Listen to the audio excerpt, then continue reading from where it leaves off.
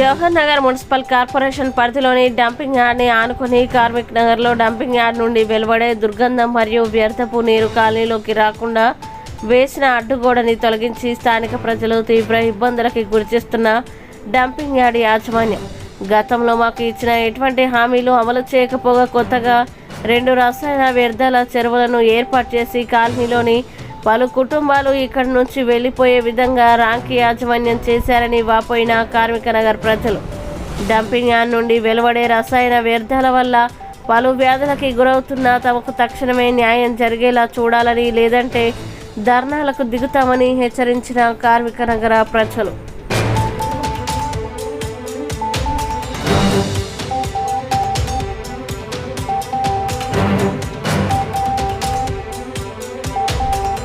ఈ వాసన మాకు ఈ నీళ్లు ఈ ఎవరం ఒక్కటే ఉంది. ఆ నీళ్లు కూడా చక్కగా వస్తున్నాయి. బోర్లు వేపించారు, ఆ బోర్లు కూడా మొత్తం ఖరాబ్ అయిపోయినాయి.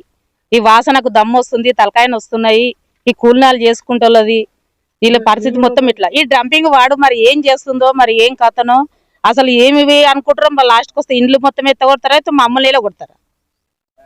మేము చేసేది కూడా ఎంత చెప్పినా కానీ మేము ధర్నా చేసినా తీసుకుపోతారు, కథం పోలీస్ స్టేషన్లో పెడతారు. ఇదివరకు కూడా అట్నే కొన్నిసార్లు మీకు ఈసార్లు వేసి కొన్నిసార్లు బాలాజీ నగర్లో పెట్టిరు. ఇప్పటికి కూడా అదే మొత్తం ఇళ్ళ దగ్గర తీసుకొచ్చారు. ఇప్పుడు 4-5 లైన్లు లాక మొత్తం ఒక పురుగులు మొత్తం వెళ్ళిపోయారు వాసనకే. అసలు ఒక్క పురుగు కూడా అలా ఉండలేరు. మాకు నీళ్ళు కూడా లేవు ఇక్కడ. ఆ నీళ్లు కూడా 24 గంటల నీళ్ళు వచ్చే నీళ్ళు కూడా ఆ నీళ్ళు కూడా మాకు సరిగ్గా వస్తలేవు. ఈ నీళ్ళు ఏమి కూడా పాములు వస్తున్నాయి, ఇళ్ళకు కూరగాయలకు వాంతులు అవుతున్నాయి, పిల్లలకు మొత్తం రక్తమే ఖరాబ్ అవుతుంది. వాళ్ళ మొత్తం చిన్న చిన్నగా కురుపులు వస్తున్నాయి, చిన్న చిన్నగా కురుపులు వస్తున్నాయి. తలలు నెత్తిలలో కురుపులు అవుతున్నాయి. మొన్న నేనే హాస్పిటల్ వచ్చినా మొత్తం నన్నెత్తిన కురుపులు వస్తున్నాయి ఈ వాసనకు. మరి ఎవరుండి ఏం చేసి ప్రసిద్ధం ఉంది? ఇక ఓట్లకి వెళ్తారు మెల్లగా నిమ్మలంగా చల్లగా ఉంటా వెళ్తారు. మరి ఏం చేస్తుండో మరి ఏం కత్తరు ఉన్న కంచెలు మొత్తం కూడా అయిపోతాడు. ఆ ముసలి మొన్న 5 కూడా చచ్చిపోయారు ఈ వాసనకు కూడా. మాది రాజీవ్ గాంధీ కార్మిక నగర్ సార్. మా ఇంటికి ఈ చెరువుకు ఒక 3 మీటర్లు 4 మీటర్ల దూరంలో ఉన్నాం సార్. ఇంతకుముందు ఒక చెరువు ఉండే, ఆ చెరువు కట్టినప్పుడే మేము చాలా పోయి చెప్తే ఆ సార్ వాళ్ళకు పెద్దలకు అన్నిట్లో అందరికి చెప్తే ఒక 3 నెలల్లో దాన్ని క్లియర్ చేసి అని చెప్పిండు. చెప్పి కూడా 2 సంవత్సరాలు అయితే అతి చేయకుండా ఇంకో కొత్త చెరువు చేసి మాకు ఇళ్లకు 2 మీటర్ల దూరంలో ఉన్నది. నురుగు పెద్ద పెద్ద మోటార్లు పెట్టి అసలు నైట్ పూట నిద్రపోతలేము. రియల్గా ప్రామిస్గా చెప్తున్నా. రాత్రి నైట్కి ఒక బంధువు వస్తే అన్నం తిని మొత్తం వాంతింగ్ చేసుకొని అన్నం తినలేక వెళ్ళిపోయిండు. మళ్ళీ మా పిల్లలకు మాకు తెల్లంటికి వచ్చి నా చేతికి నిన్నే హాస్పిటల్ పోయి చెక్ చేయించుకుని వచ్చుకున్నా. ఈ వాతావరణం ఈ నురుగు దీని వల్లనే ఇక్కడ చేతికి వచ్చినాయి. ఇవి నా కాలు కూడా మచ్చ వచ్చినాయి. ఇవన్నీ నేను చెక్ చేయించుకుంటే మొత్తం దీనివల్లనే అవుతుంది చెప్తున్నా. మాకు చాలా సమస్యలు ఉన్నాయి. దీని వాటర్ వల్ల తీసేయాలని చెప్తే అప్పుడేమో తీసేయాలని చెప్పిండు. మళ్ళీ కొత్త రాత్రి నైట్కే ఇప్పుడు 2 చెరువులు చేసిండు. ఇక్కడ ఉన్నది దాంతో సమస్య కాకుండా ఇంకా పెద్ద సమస్య పెట్టిండు. మొన్న ఏం చెప్పిండు, అంతకంటే ముందు రోడ్లు వేపిస్తామని చెప్పేసి ఒక రోడ్లు వేసిండు. అవి కూడా నీట్గా లేవు. ఏదో కొంచెం ఇట్లా వేసి అని చెప్పి చేసి ఉట్టిడు. ఆడలో అన్ని క్రాకులు వచ్చేసినాయి. వేసి నెల కూడా అయితే 2 నెలలు అయితే లేదు, క్రాకులు వచ్చేసినాయి. ఆశ చూపెట్టిండు, అది లేదు. ఇనాగ్రేషన్ చేసని చెప్పిండు. మళ్ళీ మొత్తం చేసినాక చేసని చెప్పి అది కూడా చేయలేదు. ఈ నైటే ఈ గోడ ఇది నింపినాక ఏం చేస్తాడంటే, నేను వాటర్ ఏమైనా ఎక్కువ తెచ్చింది అనుకో వాళ్ళ బండి వస్తుంది జేసీబీ ఇట్లా అంటారు. వానకు నీళ్ళు ఎక్కువ కట్టబడి అంటారు. మా ఇళ్ళకి వెళ్ళి బయటకు రానికి ఉండదు. కనీసం పాల ప్యాకెట్ తెచ్చుకొని తిందామన్నా కూడా లేదన్నా. మాకు ఎంత దగ్గర పెట్టి ఎంత సమస్య అంటే ప్రతిరోజు మా ఇళ్ళకు చుట్టాలు రావట్లేదు. ఎవరు మేము కూడా కడుపుండి అన్నం తింటలేము, చేస్తలేము. తెల్లేంటికలు వస్తున్నాయి, బాధలు అవుతున్నాయి. మేము ఇంత బాధపడకుండా ఎందుకుంటున్నాం అంటే మాకు ఎక్కడ ఏం దిక్కు లేక, ఎలాంటిది లేక, ఇది తప్ప మాకు వేరే ఏం లేదు.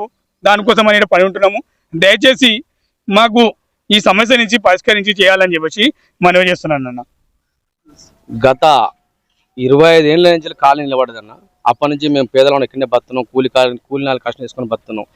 ఎప్పుడు డంపింగ్ యార్డ్ తోటి చాలా నానా కష్టాలు పడుతూనే ఉన్నాం. మేము అధికారులు చెప్తూనే ఉన్నాం, నాయకులు చెప్తున్నాం, వచ్చే ఎమ్మెల్యే చెప్తున్నాం. కానీ మాతోటి ఓటి వాళ్ళు పొందుతున్నారు తప్ప లాభాలు మాకు ఎలాంటి సహాయ సహకారం లేదు. గత ఒక 3 సంవత్సరాల నుంచి ఈ 2 గల్లీలు అనేది కాల్ చేసుకొని వెళ్ళిపోయారు డంపింగ్ యార్డ్ బాధిత వల్ల. ఈ డంప్ అనేది వాటర్ అనేది మాకు లేకుంటుంటే ఎలాంటి కష్టాలు మాకు రావు. మేము ధర్నాలు చేసినాము, లొల్లులు పెట్టుకున్నాం, కేసులు అయినాయి, పంచాలు చేసినాం. ఎన్ని చెప్పినా ఈ అధికారులు వచ్చి వాళ్ళు చెప్పిపోవడం తప్ప మాకు ఎలాంటి న్యాయం జరగట్లేదు. చెప్పేదో జానడు, చేసేదో బారెడు. మాకు 3 రోడ్లు వేసిండు. మేము ఎన్ని కష్టాలు పడి తిరిగితే సీఎం ఆఫీస్ తిరిగినాం, కలెక్టర్ ఆఫీస్ తిరిగినాం, ఎంఆర్ ఆఫీస్ తిరిగినాం, ఇదే కమిషనర్ ఆఫీస్ చుట్టూ కూడా చాలాసార్లు తిరిగితేనే మాకు ఈ రోజు 3 రోడ్లు వేసిండు. 3 రోడ్లు వేసి 2 ఫస్ట్ ఉన్న డంప్ యార్డ్ చేసిండు. ఈ డంపింగ్ యార్డ్ వల్ల మేము ఆల్రెడీ గేట్ ముందు ధర్నా చేస్తే ఈ డంపింగ్ వాటర్ నిల్వ ఉండదు, డంపింగ్ చేయము, ఎప్పటి వాటర్ అప్పుడు వెళ్ళిపోతుంది, మీకు ఎలాంటి ఇబ్బంది పెట్టాము అని చెప్పిండు. అలాంటిది 3 రోడ్లు వేసి మాకు ఇక్కడో చెరువు చేసిండు, అక్కడో చెరువు చేసిండు. దీనివల్ల మాకు ఉపయోగాలు ఏమున్నది? రోడ్ల వల్ల మాకు జనాలకు సహకారం చేసేది, మాకు చిన్న చిటుకు అన్న మాకు కాలుకు చీమ కుట్టినా కానీ బాధ్యత మొత్తం రామ్కి తీసుకోవాలి, మామూలు మొత్తం దత్త తీసుకోవాలి. మాకు ఎలాంటి వాళ్ళ వల్ల మాకు లబ్ధి పొందలేదు, మేము ఎలాంటి మాకు ఉపయోగాలు లేవు. ఒక హాస్పిటల్ ఖర్చు లేదు, ఒక మాకు బస్సు దవాఖాన లేదు, బస్సు స్కూల్ లేదు, మాకు ఎలాంటి సమస్య వస్తే కూడా వాళ్ళు మాకు బాధ్యత ఇస్తలేదు. రామికోలకు ఫోన్ చేస్తే మేము ఉన్నాం అంటారు తప్ప కానీ మాకు ఎలాంటి వాళ్ళ లాభాలు లేదు. అది కాంగ్రెస్ జవహర్ అధ్యక్షుడు కాంగ్రెస్ మల్లెపల్లి శ్రీకాంత్ చెప్పినాం, మా అరివర్ధనకు చెప్పినాం. గతంలో అరివర్ధన వచ్చింది కాబట్టి మాకు కొన్ని పరిష్కారం జరిగినాయి. ఈ రోజు మాకు చెప్పేది ఒకటే, మాకు ఆయన చేసేది మాకు ఒక్క పని మాకు అవసరం లేదు, కాలనీలా రోడ్ అవసరం లేదు, ముందు డంప్ ఎత్తేసేయాలి, ఇక్కడ వాటర్ చెరువు లేకుండా చేయాలి. మాకు మెయిన్ పాయింట్ చేని ఎడల మేము ధర్నా జీవితం సిద్ధంగా ఉన్నాం, లేకపోతే సిపి ఆఫీస్ ఎస్పీ కాడికి కూడా సిద్ధంగా ఉన్నాం. మాకు అధికారులతోటి మాకు పనులు అయితే లేవు. మాకు శాశ్వత పరిష్కారం జరిగే వరకు మేమైతే ఈ ధర్నా ఆడడానికి సిద్ధంగా ఉంటాం, మేము ధర్నాలు చేయడానికి సిద్ధంగా ఉన్నాము. మాకు శాశ్వత పరిష్కారం కావాలి. మా కాలనీలో మా బస్ మేము కూలీ 4 కష్టం చేసుకుంటే బతుకోలేము. అలాంటి వాళ్ళకు మా రెండు గల్లీలు కాల్ చేసిపోయినా అంటే మమ్మల్ని మొత్తానికి మా కాలనీ మొత్తం నువ్వు కాల్ చేస్తానికి చూపిస్తున్నావు. ఈ రామ్కి వ్యవస్థ ఏం చేస్తుంది అనుకున్నావు? మాకు ఎలాంటి న్యాయం జరగాలంటే మాకు శాశ్వత పరిష్కారం జరగాలి. డంపింగ్ యార్డ్ తోటి మనకి ఎలాంటి సమస్యలు రాకుండా చూసుకోవాలి. జవహర్ నగర్ మున్సిపల్ కార్పొరేషన్ పరిధిలోని కార్మిక నగర్లో డంపింగ్ యార్డ్ వల్ల ఏదైతే వ్యర్థాన్ని తీసుకొచ్చి ఇలా చిన్న కుంటలుగా ఏర్పాటు చేసి ఆ కుంటల నుండి కాలనీలోకి వాటర్ వదులుతుందని చెప్పి కాలనీ వాసుల ఆహ్వానం మేరకు నేను ఇచ్చేసి దీని అంతా కూడా పర్యవేక్షించడం జరిగింది. రామ్కి అధికారులతో కూడా నేను మాట్లాడినా, వాళ్ళు స్పష్టంగా మాట ఇవ్వడం జరుగుతూ ఉంది. ఏదైతే ఈ చెత్త నుంచి వచ్చే వ్యర్థం రసాయనం ఏదైతే ఉంటుందో ఆ రసాయనాన్ని మేము ఒక డంప్ చేయము, నేను ఇంక మాటిస్తా ఉన్నా, కాలనీ వాసులకు చెప్పండి, మేము అది అంటే అలాంటి ప్రజలకు ఇబ్బంది కలిగే కార్యక్రమం ఏది చేయమని చెప్పి మాట ఇస్తా ఉన్నారు. నేను కూడా వాళ్ళకు సీరియస్గా చెప్పడం జరిగింది. అలాంటి కార్యక్రమం మీరు చెప్పిన తర్వాత మళ్ళీ మీ ఆలోచన పూనుకుంటే చాలా ఇబ్బందులు ఎదుర్కొంటారు, ప్రజల ఆగ్రహానికి గురవుతారని చెప్పి కూడా నేను రామ్కి అధికారులకు హెచ్చరించడం జరిగింది. అలాగే గత వానాకాలంలో ఏదైతే ఈ వ్యర్థ నీరు అన్ని కూడా పోవడానికి కాంపౌండ్ వాళ్ళు రిమూవ్ చేశారో దాన్ని కూడా వెంటనే నిర్మాణం చేయమని చెప్పి కూడా నేను వాళ్ళకు సూచించిన. వాళ్ళు కూడా ఇప్పటికే ఆ టెండర్ ప్రాసెస్ అయిపోయిందన్న, నేను ఈ వారం రోజుల లోపే దాన్ని కూడా కాంపౌండ్ వాళ్ళు కట్టేసి కార్మిక నగర్ వాసులకు ఇబ్బంది కలగకుండా నేను చూస్తానని చెప్పి మాట ఇవ్వడం జరిగింది. నేను ఈ విషయాన్ని కూడా మా అధినాయకత్వం దృష్టి కూడా తీసుకెళ్లి రామ్కి ఉన్నతాధికారులతో కూడా ఇప్పుడు పార్లమెంట్ నడుస్తూ ఉంది, అయోధ్య రామరెడ్డి గారు పార్లమెంట్లో ఉన్నారు, ఉన్నతాధికారుల దృష్టికి తీసుకెళ్లి అయోధ్య రామరెడ్డి గారితో మాట్లాడి కార్మిక నగర్కు శాశ్వత పరిష్కారం దొరికే విధంగా, ఈ ప్రజలు ఇబ్బందులకు శాశ్వత పరిష్కారం దొరికే విధంగా, ఇక్కడ మంచినీటి సమస్య కూడా ఉన్నది. మంచినీటి సమస్య ఎందుకంటే ఏదో బోర్ వాటర్ కావచ్చు, ఇంకేదైనా ఇక్కడ మొత్తం గ్రౌండ్ వాటర్ కూడా ఖరాబ్ అయింది, ఇలాంటి ఈ చర్మ వ్యాధులు వస్తున్నాయని చెప్పి కూడా బాలాజీ నగర్ మనకి చెప్తా ఉన్నారు. ఇలాంటి అన్నిటి కూడా పరిష్కారం దొరికే విధంగా మా నాయకత్వం దృష్టికి తీసుకెళ్లి రామ్కి ఉన్నతాధికారులతో మాట్లాడి సమస్యకు పరిష్కారం చూపే విధంగా మేము ప్రయత్నం చేసుకుంటామని చెప్పి మీకు మాటిస్తా ఉన్నా.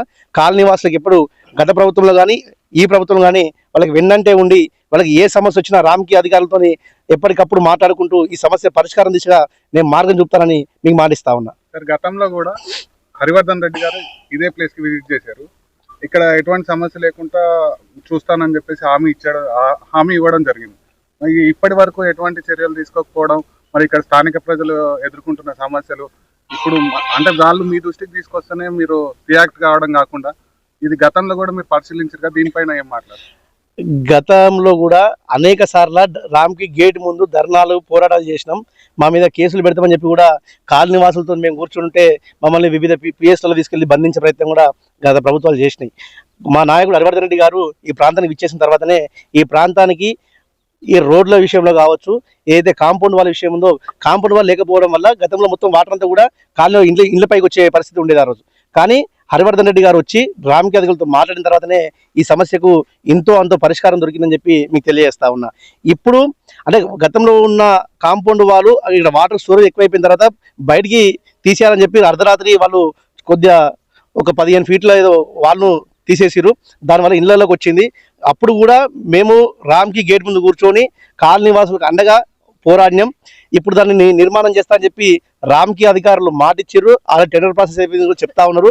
వారం రోజుల్లోగా అదొక నిర్మాణం చేయనట్టయితే రామ్కి గేట్ ముందు మా ప్రభుత్వంలోనైనా ఏదైనప్పటికీ కూడా రామ్కి అధికారులు సీరియస్గా చెప్తామని కూడా తెలియజేస్తా ఉన్నా.